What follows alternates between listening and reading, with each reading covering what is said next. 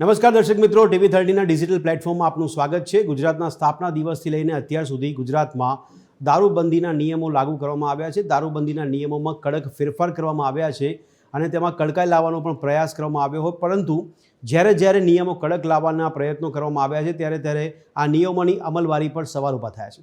આજની તારીખમાં પણ ગુજરાતમાં દારૂબંધી છે અને દારૂબંધીના નિયમોનું પાલન કરવા માટે તંત્રમાં જે પ્રયાસો થઈ રહ્યા છે તે પ્રયાસો સામે પ્રજામાં ઘણો બધો રોષ છે, કારણ કે લોકોનું કહેવું છે કે દારૂબંધી હોવા છતાં દારૂનો વેપલો જાણે ગુજરાતમાં ચાલતો હોય તેવું દ્રશ્યમાન થઈ રહ્યું છે અને તેને લીધે ઘણા લોકો હેરાન પરેશાન પણ થઈ રહ્યા છે। એવામાં પ્રજામાંથી ઘણા સૂર એવા ઉઠ્યા છે કે દારૂબંધીનો અમલ જે છે તે કડક કરવામાં નથી આવતો, જેમાં તંત્રની બેદરકારી જોવા મળી રહી છે તેવું પણ કહેવામાં આવી રહ્યું છે। લોકો ત્યાં સુધી પણ નિવેદન આપી રહ્યા છે। એવામાં રાજકીય પાર્ટીઓ દ્વારા પણ દારૂબંધીને રાજકારણનો મુદ્દો બનાવવામાં આવે છે ગુજરાતમાં। અને હવે હાલ જ્યારે માહિતી એવી મળી કે સરકારી ચિંતન શિબિરનું આયોજન 3 દિવસે કરવામાં આવ્યું, જે ચિંતન શિબિરમાં દારૂબંધી પર ચર્ચા થઈ। આ દારૂબંધી માટે સૂચન આપવામાં આવ્યું।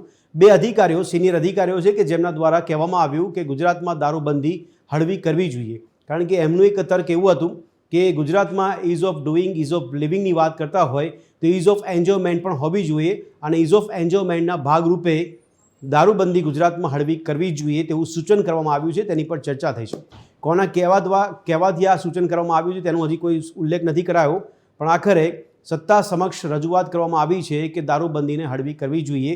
એવામાં આગામી ભવિષ્યમાં એટલે કે 2030માં અમદાવાદમાં CWGનું આયોજન અને એવામાં પ્રવાસન ક્ષેત્રને વધુ વેગ આપવા માટે દારૂબંધી હળવી કરવું જોઈએ તેવું તર્ક આપવામાં આવ્યું છે। સવાલ એ થાય છે કે દારૂબંધી હોવી જોઈએ કે દારૂ મુક્તિ હોવી જોઈએ? ગુજરાતમાં દારૂબંધીના અમલ માટે સવાલો ઊભા થઈ રહ્યા છે। આ સવાલોની સ્થિતિ સામે દારૂબંધી હળવી કરવી કેટલી જરૂરી છે? અને આપને ખ્યાલ હશે કે ગાંધીનગરમાં ગિફ્ટ સિટીમાં પણ સ્થાનિક ધોરણે દારૂ પીવા માટે છૂટછાટ તંત્ર દ્વારા જ આપવામાં આવી છે।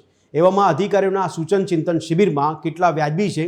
ગુજરાતમાં ખરેખર આગામી સમયમાં હવે દારૂબંધીમાં હળવા કરવામાં આવશે નિયમો કે દારૂબંધીની જગ્યાએ દારૂ મુક્તિ કરવામાં આવશે? તેને લઈને ચર્ચા કરીશું અને પ્રજાના હિતમાં શું છે દારૂબંધી કે દારૂ મુક્તિ તે વિષય પર ચર્ચા કરીશું। મળીએ રાત્રે 8 વાગે ચર્ચા છડે ચોકમાં।